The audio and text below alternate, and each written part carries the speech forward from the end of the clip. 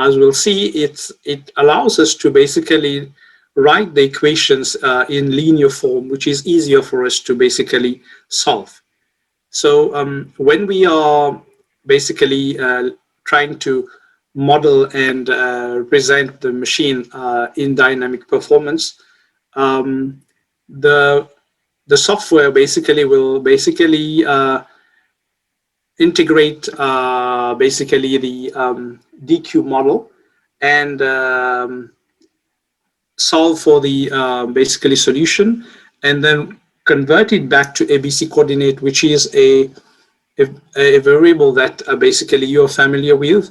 So once you have they've solved it in DQ, they transform it back using the inverse of the transformation, and then you'll get the voltages back to ABC, so that you can basically look at the response, for example, of your stator current and stator voltages in ABC coordinate, which you're familiar with. Right, so as I said, I wanted you guys to basically go through this derivation during the week, because it's a rather long derivation.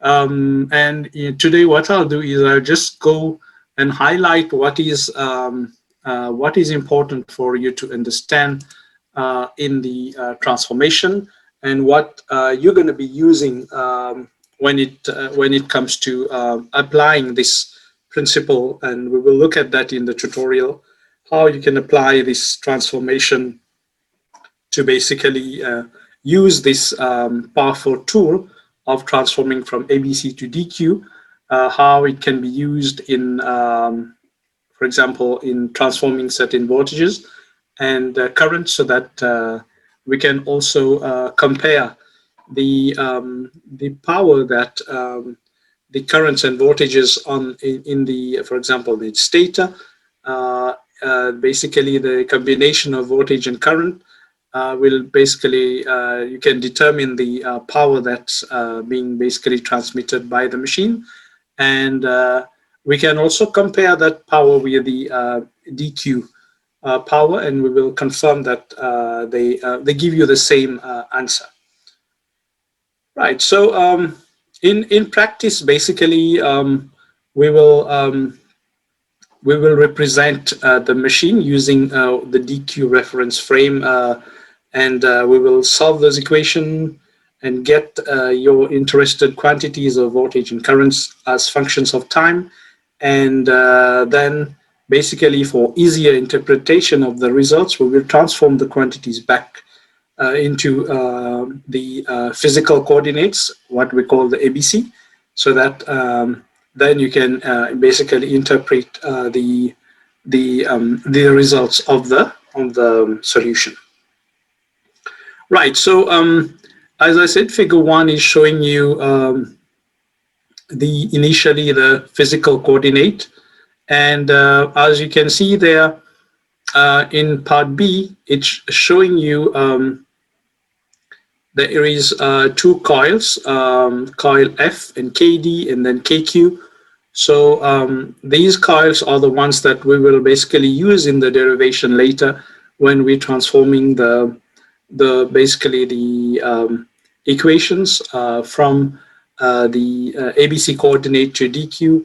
So those coils are going to be basically used.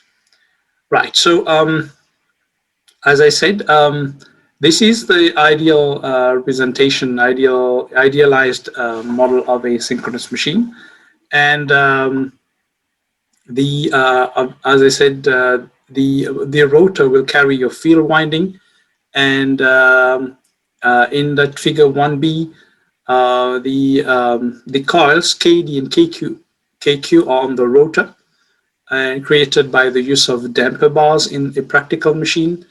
And we will basically show that when we derive the equation to represent the machine, the damper windings are not going to be considered, and we will basically simplify the equations. And also just take note that the machine is also further idealized by ignoring saturation, hysteresis, and eddy currents. So it is assumed that the MMF and the flux waves are sinusoidal. All right, so just to start with, just take note that we've shown in figure 1 that the D and Q axis are basically revolving with the stator, while the magnetic axis of the three-phase stator is stationary. And at any instant in time, the angle between phase A and the D axis, if you look here, so that will be your D axis and that will be your A axis. So that angle, right, is basically an angle that's varying with time, and it's basically given by theta is equal to theta naught plus omega t, where theta naught is the value of theta at time t is equal to 0, and your omega is the constant rotor angular velocity. Right, so if you remember the equation for a voltage in a coil, basically the induced voltage is given by equation 1.1, and remember the P is basically representing d lambda by dt, where basically lambda is your di by dt, and this is the equation 1.2 that represents this is your inductance matrix, and that's the current, right? And that's the lambda matrix, which are your inductances. So ABC and F, and so I'm assuming you have read through the notes so that you can follow what I'm talking about. And the next stage, basically, we will represent the self-inductance of the rotor and the mutual inductances. So you will find that the mutual inductances are represented by the variable, for example, here it's FF. So you will have many self-inductances due to the each of the coils on the machine, and then you will have the mutual inductance. So that's will be between two coils, right? So you have your stator rotor mutual inductances, and this is how the equation is. So you have, for example, LAF and LBF and LCF. So it's giving you the equation for how the inductance, the mutual inductance varies with angle theta, right? So you'll have, so that's given by equation 4. And the stator self-inductance, if you look at figure 2, it's showing you the distribution of basically those sinusoidal MMF wave, right? So you have basically the MMF between, that's the wave dA, then you have QA, and what are the difference between the angle. So remember we said the angle difference between the axis, the A axis and the D axis is theta. So obviously then that will give you this difference in the angle there. The phase difference is theta between the D axis and the A axis. Right, so this is the MMF wave basically with its DQ component, and FA will be your MMF of the coil A. So that's the number of turns times the current, which is standard formula. And in the next formulas here, we're basically deriving the equation for the flux along, so that's GdA and then GQA, and you will end up using those two equations for flux. We can work out the self-inductance, which is AAN So that's AA. It comes out to be this equation here, right? So the derivation, you don't have to learn it by heart, but just you need to understand what is being done. You will see that there are certain trigonometric identities that are involved in the derivation to basically move from equation 1.6 and 1.7 to get to equation 9 and eventually reach equation 1.10, right? So this is the inductance which is for phase A, right? Due to the air gap flux found in the combinations of the equations presented previously. Right, so these basically this derivation leads to this variation. As you can see, it's like a cosine function showing how the self-inductance of the stator phase A varies with the angle. Okay, so that's the angle theta, and obviously the other equations for the inductance LBB and LCC is just a transformation of the of these previous equations, and it's instead of having theta, now you'll have theta minus 120 and theta plus 120 to get the B phase and the C phase. Right, so as I said, so you'll have your mutual inductances, which are basically worked out using the flux, the mutual flux in the between the phases.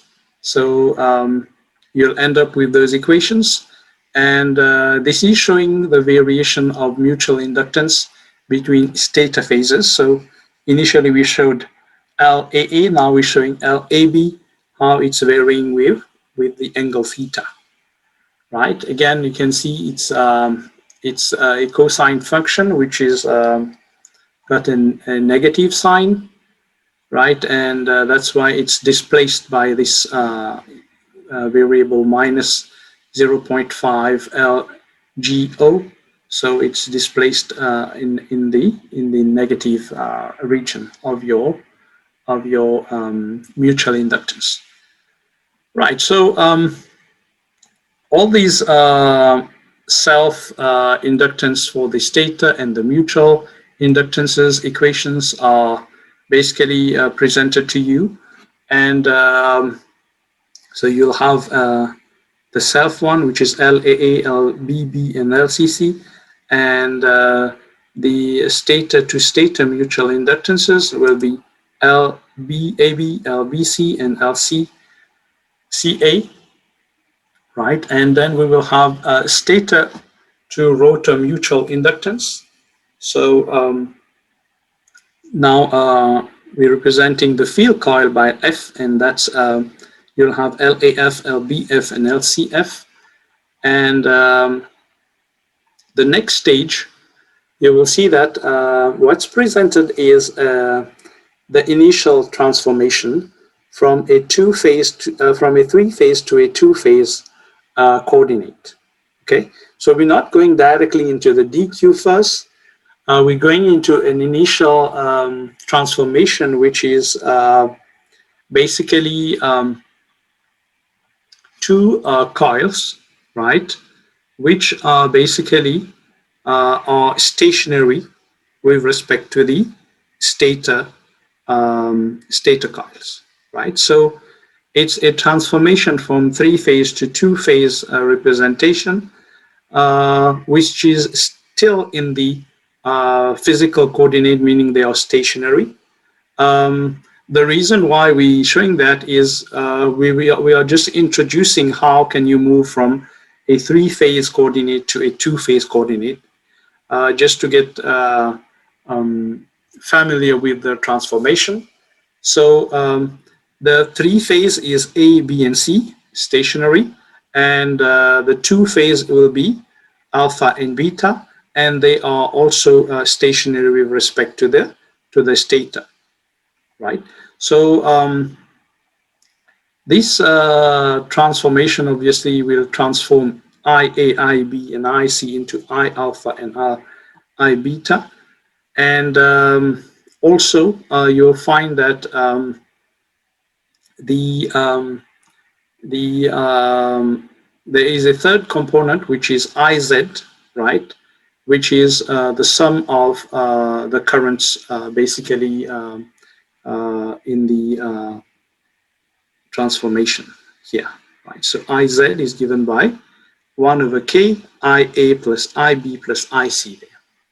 Okay, so this initial transformation shown in figure in equation 1.21 and 1.22 is basically showing you how you can transform from three-phase into a two-phase coordinate using this transformation. You can see there. So we're multiplying phase A by cos theta and phase B cos theta minus 120 degrees, and then phase C is cos theta minus 240 degrees, right? And for the beta, that's instead of sine of cos, you'll have the sine function. So it's sine theta and sine theta minus 120 and sine theta minus 240. Right, so this initial transformation is basically transforming the currents from ABC coordinate to the alpha and beta, which is a two-phase transformation. So just take note that IZ, which is recognized as the zero sequence current in symmetrical component theory, it's basically given by 1 over K times IA, IB, and IC, where K is basically chosen arbitrarily as 2 in this particular transformation. Okay, so just to write this transformation in matrix form, so this will be your matrix for your currents in the two-phase transformation, and this will be your three-phase currents A, B, and C. So you'll end up with the two currents I alpha and I beta, and this is the transformation matrix.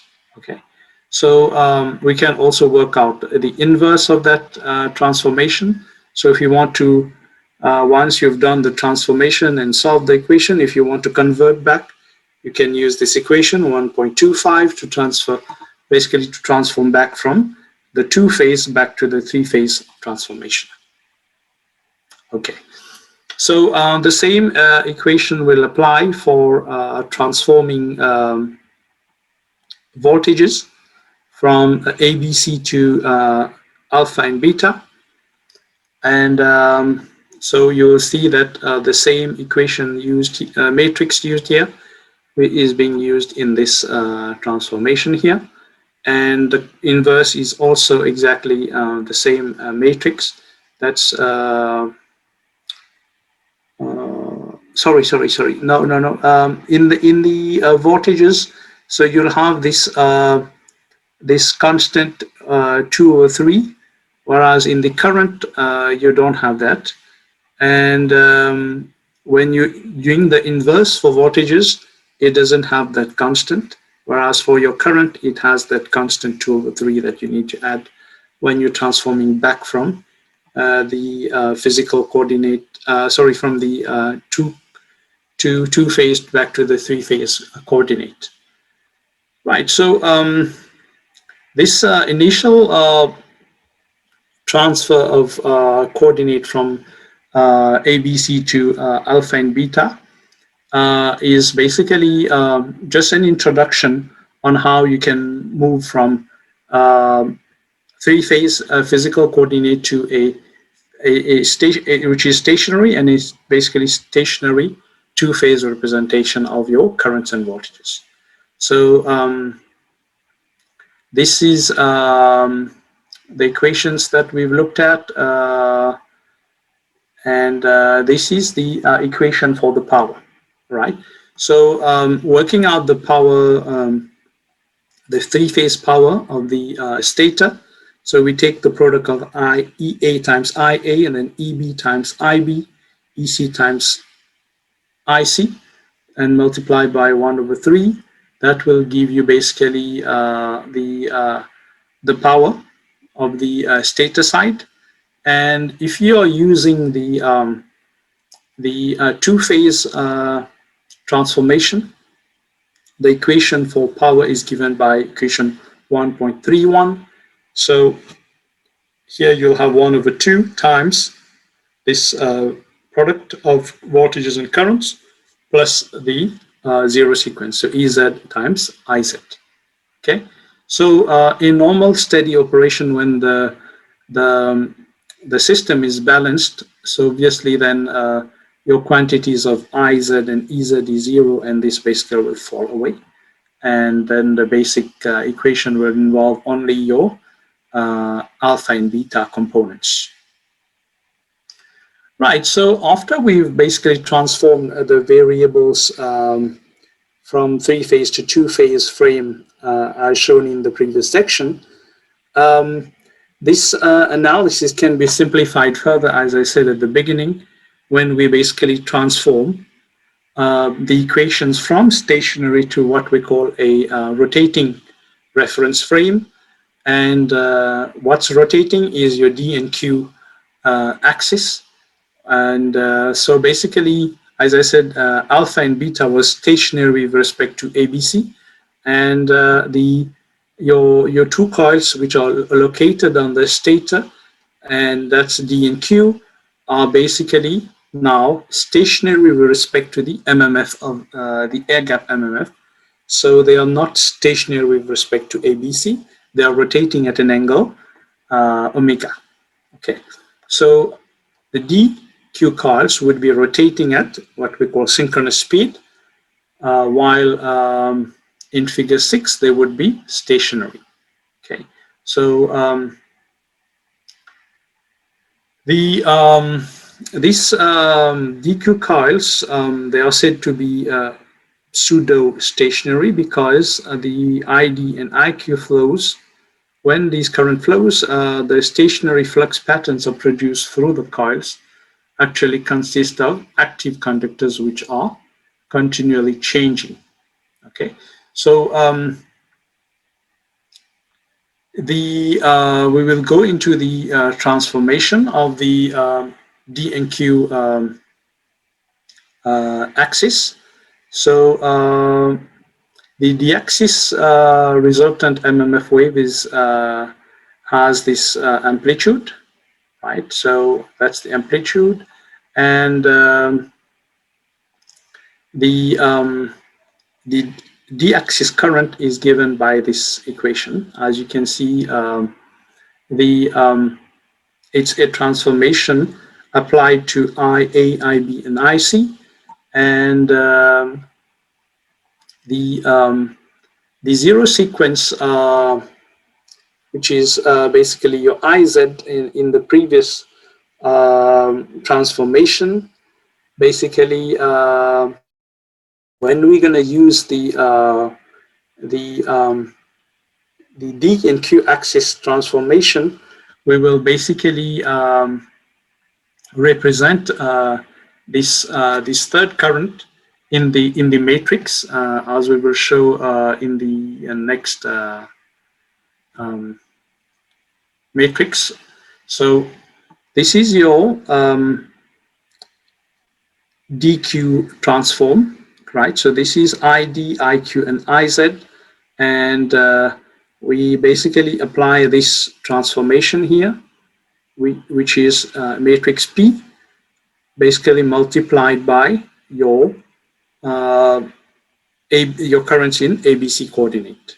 Okay, so this is what you need to basically understand. What is this P matrix, which we call the Parks transform, and basically how it's used to transform the currents from ABC coordinate to the DQ coordinate, which is a rotating frame, whereas your ABC is stationary frame. So this is the matrix that you need to remember. Okay, so 2/3. Then you have the first line is your the cosine terms, then you have the sine terms in the second row, and then the constant 1/2. That's for the transformation of for the z component of the matrix on the d-axis side. So this matrix is called what we call the Park transform. And when we write it in full, this is how it looks like in figure 1.32.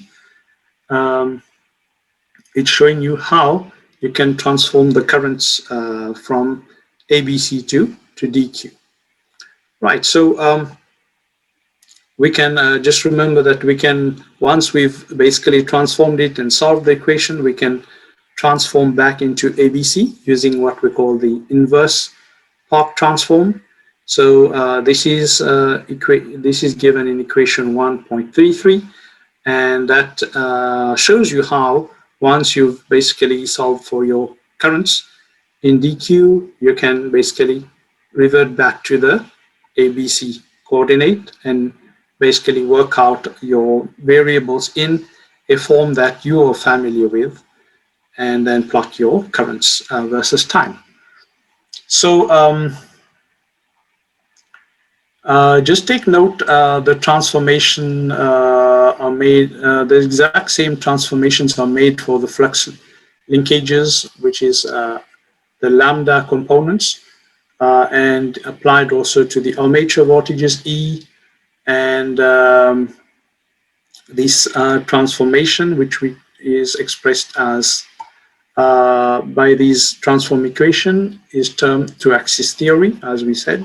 That's your DQ axis. So in the next part, we are basically showing you the base values for basically to work out your base voltage and base current. Okay, so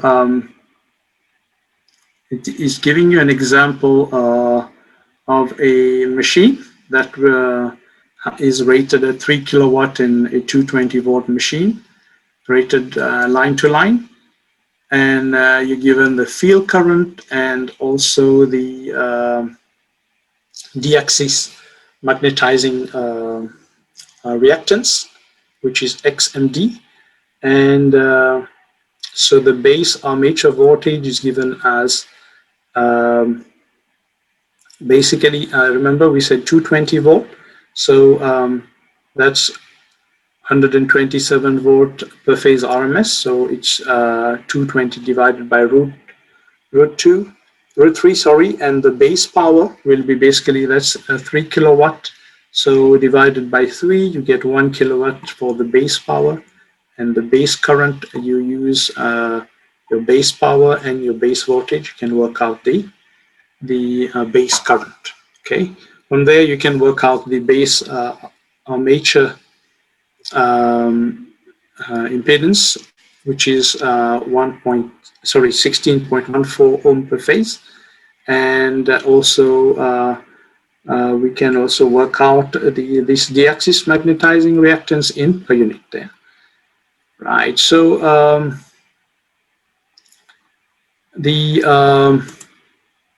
equation 1.37, you how the field current is found by using the fact that the induced voltage in the open circuit is given by basically the following equation. So we are dividing the measured voltage, which is your induced voltage, divided by the current in the stator to get your basically your reactance, right? And since we have the reactance this time, we're working out the field current. So we're taking, so root 2 times E is basically converting from RMS to peak value, and divided by this X, the d-axis magnetizing reactance, you can get the field current. Okay, and also take note that your field current is basically the ratio. This is it is actual value, and this is the base value. right? So that's giving you the value of the current in per unit. Right. So this example is showing you also how you can work out the base field voltage and the base field impedance for the machine. Right. So it's using the power of the field circuit and the voltage of the field circuit dividing by the field currents to get these base values. Okay. So just to recap, the machine equations that were shown in the physical coordinates, right? These equations basically can be transformed into what we call the dq axis, right? So this is your voltages in the physical coordinates, and these are your currents in the physical coordinates. So when they are transformed by the what we call the Park transform, you end up with this equation here, which is equation 1.440. Okay, so as you can see,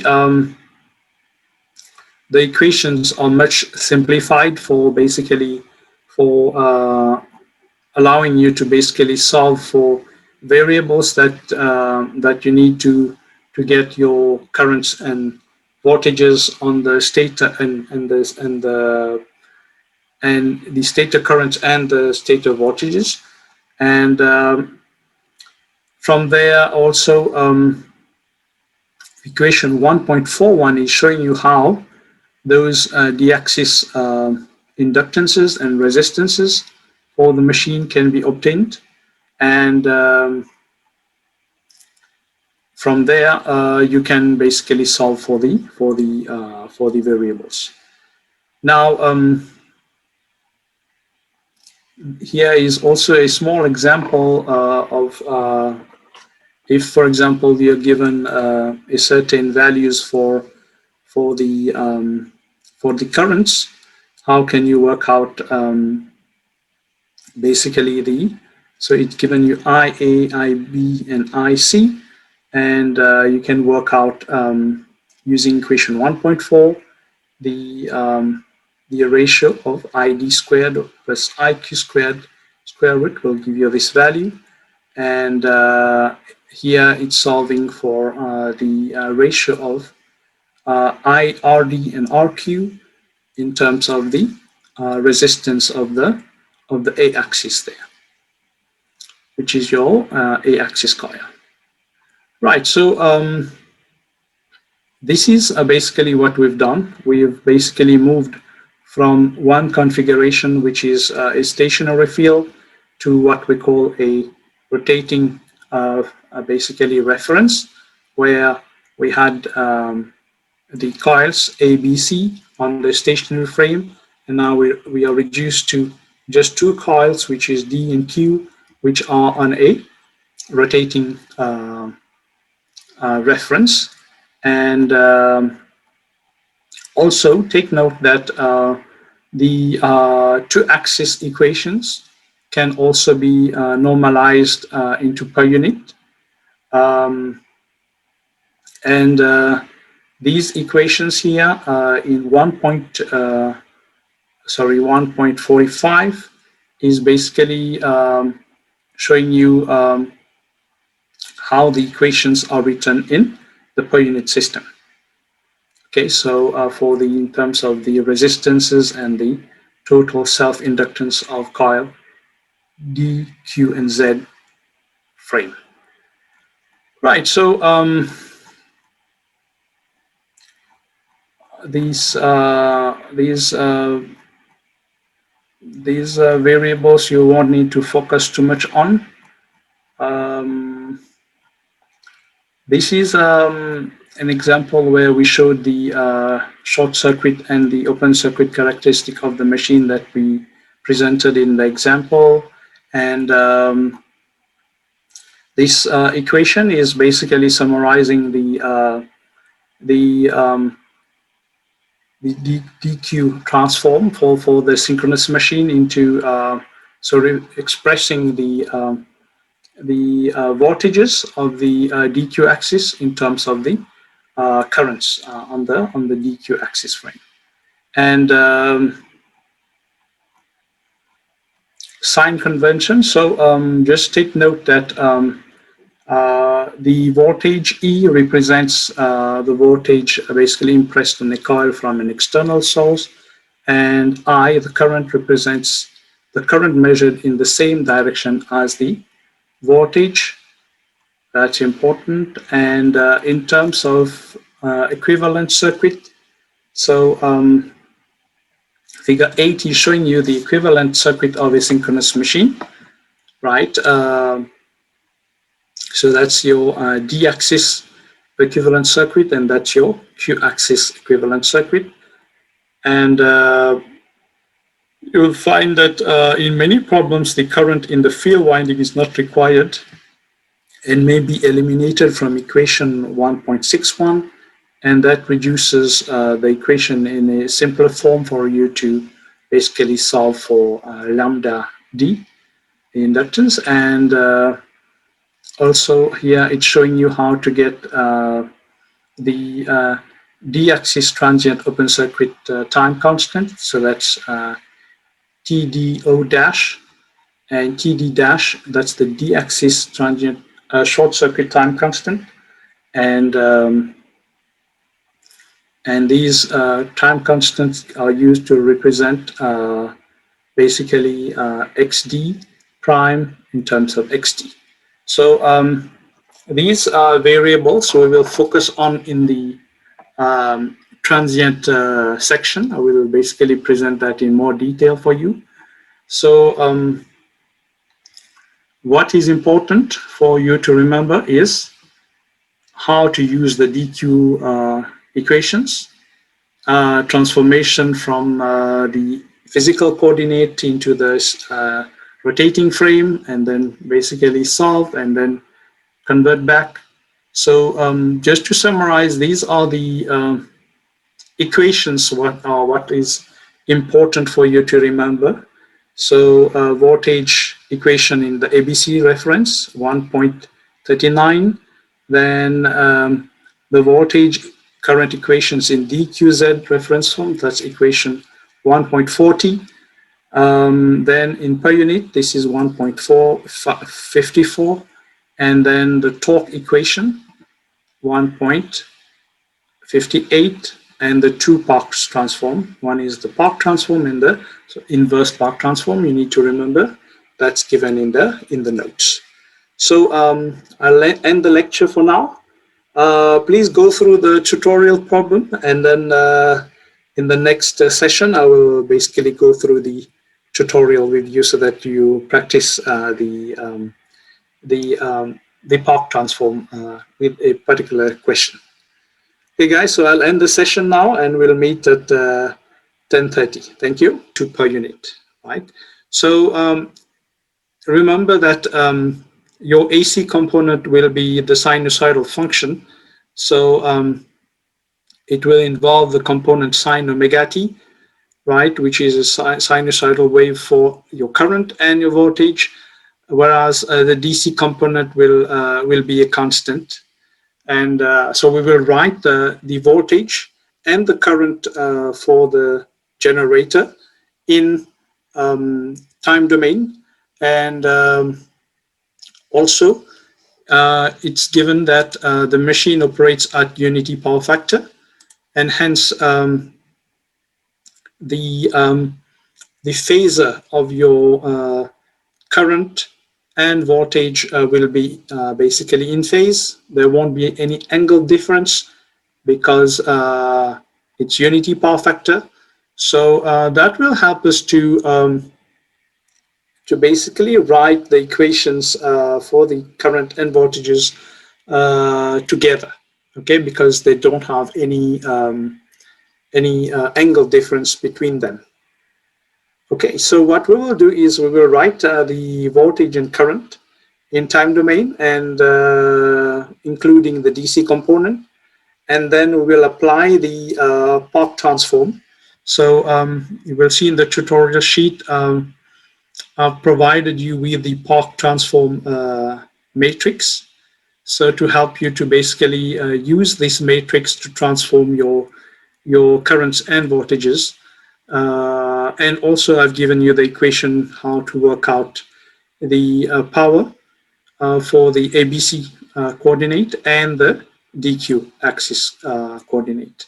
So both of them will be used in the equation to basically solve for the eventual power for the DQ axis and also for the ABC, which is your stationary axis. Right, so let's look at the question 1. So as I said, the voltage and the current are in phase in this case. And as you can see, I've written it in time domain. So it's the magnitude is 1 per unit, right? And I'm writing the equation. This is to transform. Remember that when we give the voltage here, it's RMS, okay? And here I'm converting it to peak value. So I'm multiplying by √2 to get the peak voltage and current. And that's your sine omega t term. And that's your DC component, which appears as a constant here in this equation. Right, so both the current and voltage in this question, they will have the same expression because we're working with the case where we have power factor being equal to unity, and hence there's no angle difference. So the voltage and current will have the same expression. Okay, so I've written the voltage and current for the A phase. Then the B phase, what you just need to do is to shift your angle by minus 120 degrees. And then for the C phase, again, you basically shift the angle by minus 240 degrees. And that basically generates all your basically six equations that's describing the 3 sets of currents and the 3 sets of voltages for your machine. Right. So in the question, they've asked us to apply the Park transform as shown here. So they asked us to transform them into DQ reference frame and calculate the power in both ABC and DQ. And we are expected to basically compare the power and comment on them. So initially, what we will do is for us to get the power in the ABC component, we need to determine the currents and voltages at a particular instant. So we will take the simplest one where at t is equal to 0, right? And at t is equal to 0, we'll solve for all the variables. So IA, IB, IC, and that will also give us EA, EB, and EC as they are equal. So when we put t is equal to 0 in this equation, we can work out the current and the voltage. Same for the we put t is equal to 0 here, we get EB and IB, and we put t is equal to 0 here, we'll get EC and IC.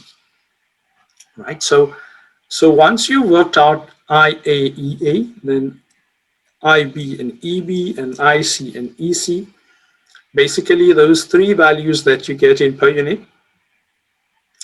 if you go down here, you can see the equation that describes the power for the 3-phase variables. So combining the voltages and the current. So 1/3 times EAIA plus EBIB and ECIC. We can basically solve for that power.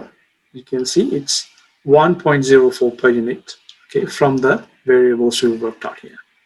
Okay, so that will give you the power for the in the stationary frame, which is your ABC coordinate. And then we will move on to the transformation. So when we transform the first one will be your d-axis transformation. So ID and ED basically is given by, so we're going to use those three currents, IA, IB, and IC, and we're going to multiply by cos theta for IA, then we shift by minus 120 and minus 240 there for phase C, right? So this is the transformation to get into your d-axis component, and then we will solve them at theta is equal to 0. This is for your in your DQZ reference frame. Okay, so for the ABC coordinate, remember that's involving time domain, which you're familiar with, and you work with sinusoids. So it's a matter of basically replacing the time to be equal to 0 in this case. And for the DQZ coordinate, so here we're going to replace theta is equal to 0 and solve for the current and the voltage. Right, so I've basically replaced theta to be 0 in each component and substituted the values of the current, right? So that's basically giving you, as we know, what is IA, IB, and IC. So I've substituted those three values here. And then substituting theta is equal to 0 give you the next terms, right? And I've simplified. You find that when you simplify this equation, you end up with 0 per unit for your ID and your ED. Okay, so that's the first step in your Park transform. The second one will be to work out IQ and EQ. So here, again, you're going to use your currents IA, IB, and IC, and multiply by now the sine theta for the phase A, then sine minus 120 degrees for phase B, and sine minus 240 degrees for phase C.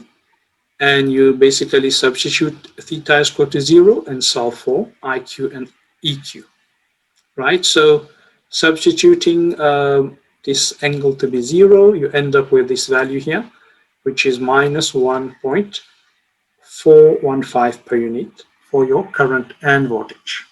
Okay, so the last part is to get basically IZ and EZ, and as I said, the equation is 1/2 times IA, IB, and IC. So this is coming from the equation we've given you over there. And let's go back here. So we are using this matrix here. So we're using this the last row here. And substituting theta is equal to 0, we basically end up with this term. Okay. So don't forget there is a constant at the beginning of your matrix, that's 2/3, and you need to add that in the front so that you can end up with this value here. Okay, so doing the Park transform is giving us basically 6 variables: ID, ED, IQ, EQ, and IZ and EZ. So we'll use this equation, these variables, to work out the power in the DQ axis. So that's given by 1/2 ED, ID, and EQ, IQ. So this substituting plus this component here, this term which is EZ, IZ, I've substituted here.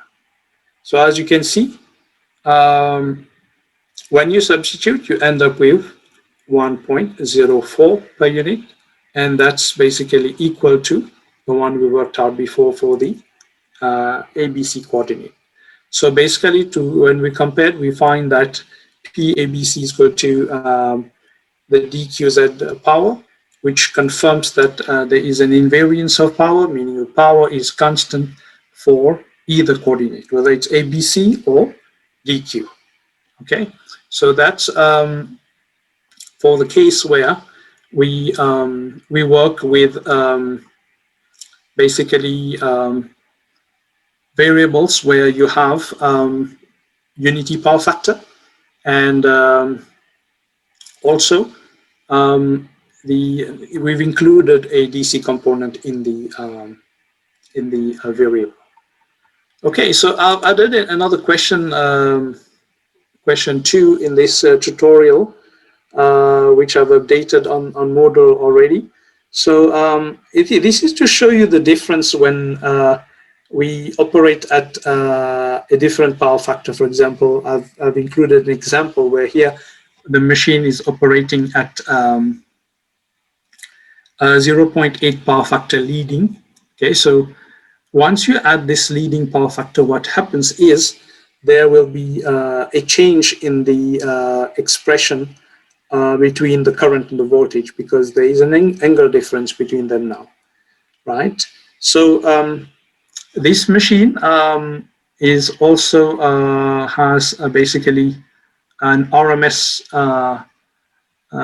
value component of your AC voltage and current to be 1 per unit RMS. And so when we write the equation in time domain, so it will be written like that. So for your voltages, let's start with the voltage, which is simpler here. So it will be √2 times 1 sine omega t, and √2 times 1 sine omega t minus 120 for your B phase and then your C phase. So that's the same like what we worked out in the previous question. All right. So it's the same expression for the voltage. And now because we have this basically this angle difference due to the power factor of the machine being a 0.8 leading, so you can solve for the angle, which is 36.787 degrees. So what will happen is in the time domain, so those three currents, they will all be having a shift of that angle between them from the voltage. So initially, as we've written when we had unity power factor, so the current and the voltage had the same magnitude, and the angle difference was 0 also, because we didn't have any angle difference. But now between the voltage and the current, as you can see, there is an angle difference. So it's leading, so you need to add 36.87 degrees to the angle. So the voltage is sine omega t and the current is sine omega t plus 36.87. Right, so that's for your A phase. And then for the B phase, it's just basically shifting by minus 120 degrees to get the each of the other phases. And once we have the expressions for the both the currents and the voltages, I've solved them for the instant where t is equal to 0. Okay, so that's the simplest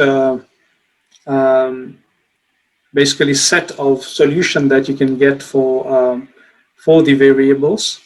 And so I've solved for IA, IB, and IC at t is equal to 0, substituting t is equal to 0 in these three expressions here, and I end up with these three currents. Okay, so that's IA, IB, and IC. You get the three values in per unit.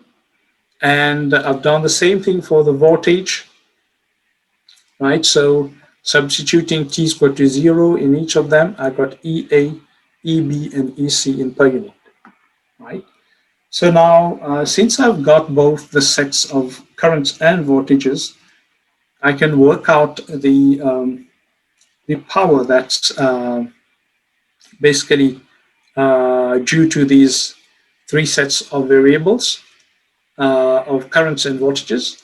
So using the equation for the power in the ABC coordinate, it's 1 over 3, EAIA, then EBIB, and ECIC. I've substituted those values and worked out the power. So it comes out to be 0.35 per unit. So what I want to highlight here, you will see that in both my solution, even in the previous question, I've kept the values at 4 significant figures. Okay, so you will see when I solved for the currents and voltages, I kept them 4 significant figures. And also here, when I worked out the DQ values, I worked them out in 4 significant figures. This is very important because when you work out the final value, then you can basically round off to, for example, here, 2 decimal places. Again, I've done here for the three-phase ABC coordinate. So I've worked all the variables in 4 significant figures, right? You could see the currents and voltages, all 4 significant figures. And then the final value you can round off. So if you don't do that, you round off at the beginning, you will end up with the power not being equal, and then that will give you the wrong conclusion for the question. So please maintain, when you simplify, maintain 4 significant figures until you can reach the final answer, and then you can get the correct value to compare with the next part, which is your Park transform. So once we've worked out the power in the ABC coordinate, so I've applied the Park transform to first the voltages. So this is transforming the equations for EA, EB, and EC into the d-axis voltage. So you multiply by cos here, cos theta minus 120 and cos theta minus 240 degrees. And also don't forget to multiply by the constant 2 over 3 there. So then we substitute theta is equal to 0 in the DQ reference theorem to get the value of the voltage. So substituting the value theta is equal to 0 here, and also substituting the values of the voltages that we worked out at t is equal to 0, we get the value of ED there. Also, I've kept it 4 significant figures, right? So also I've applied the same transformation for the q-axis component. So that's EA sine theta, EB sine theta minus 120, and then EC there. And substituting the values at theta equal to 0, you end up with minus 0.01 per unit. Okay, so last one, to get EZ, that's 1 over 2 times EA plus EB EC, and then multiply the whole thing by 2 over 3, you end up with this value. Okay, so we've worked out the 3 variables, ED, EQ, and EZ. Next, you'll have to work out the currents. So as you can see now, in the previous question, we were solving the current and voltages in the same step because they had the same expression.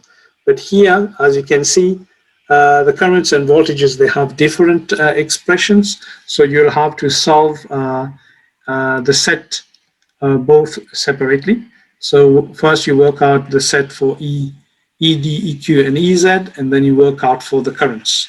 So that's ID IQ, and IZ. Okay, so I've applied the Park transform to the sets of currents and then substituted theta is equal to 0. So you'll end up with these three components. So that's ID. Again, I've kept it 4 significant figures. Then IQ, 4 significant figures, and IZ, 4 significant figures, right? So finally, I've worked out the power in the DQ reference frame.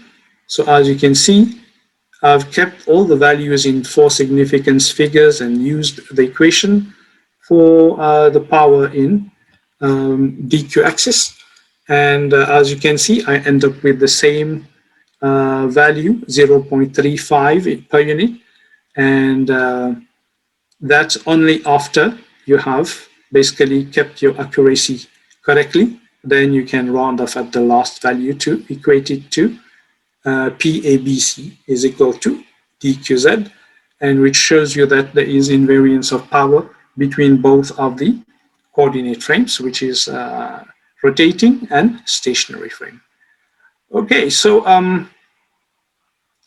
this is the way we basically apply this Park transform and demonstrate that we can achieve the same power, and also that the expressions that we are getting for the currents and voltages in either coordinates, whether it's ABC coordinate or DQ coordinate, they basically eventually give you the same power, okay, for the machine.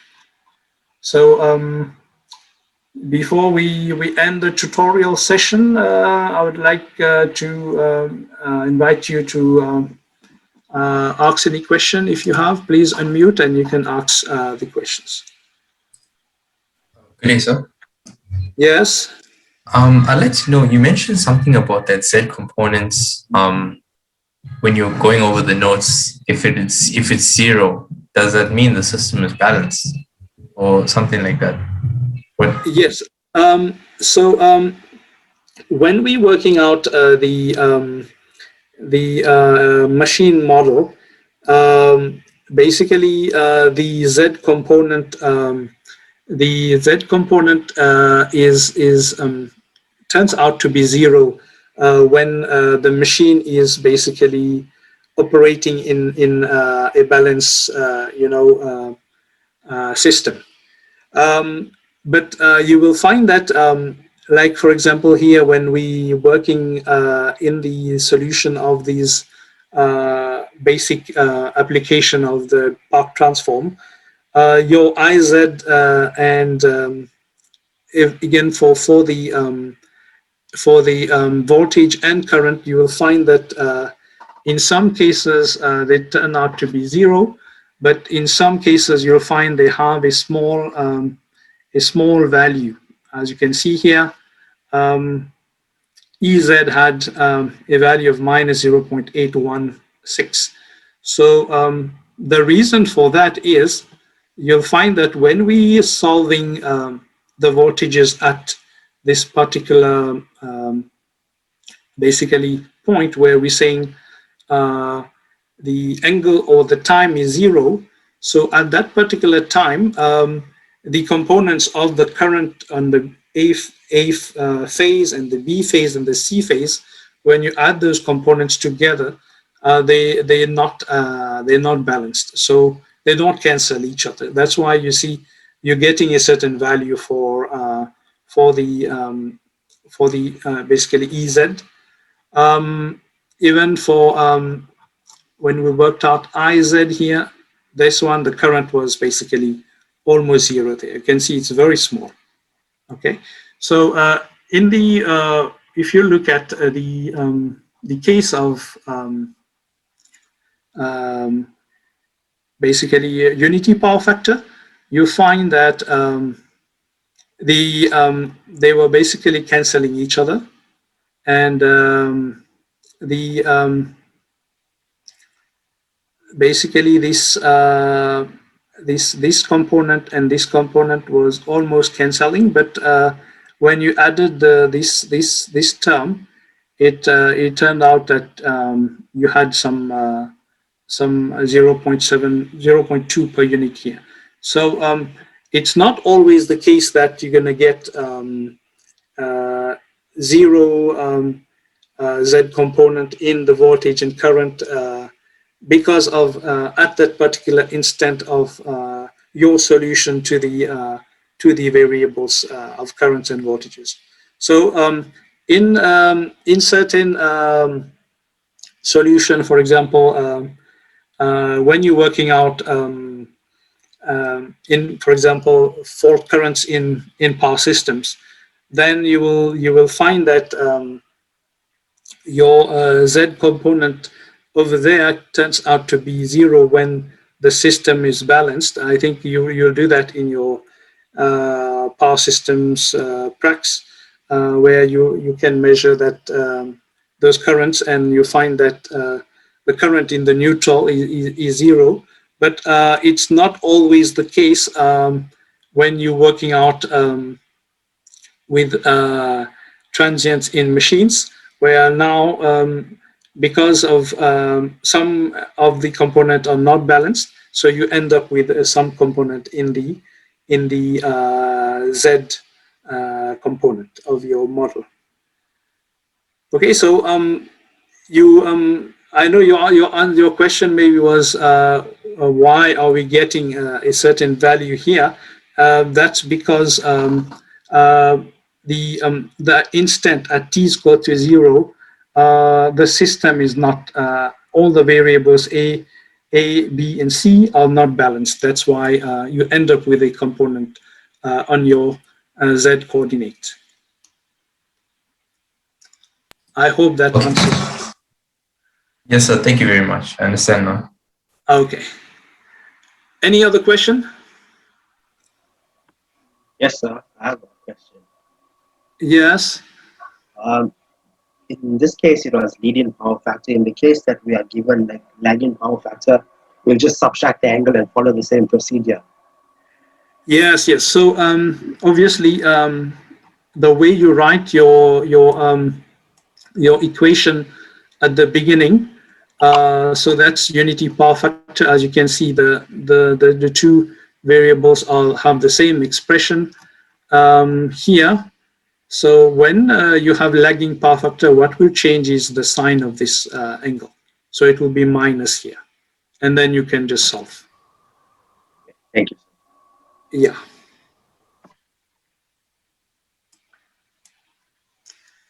All right. Any other question?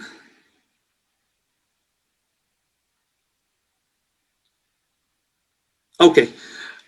So for next week, I will start the next section on.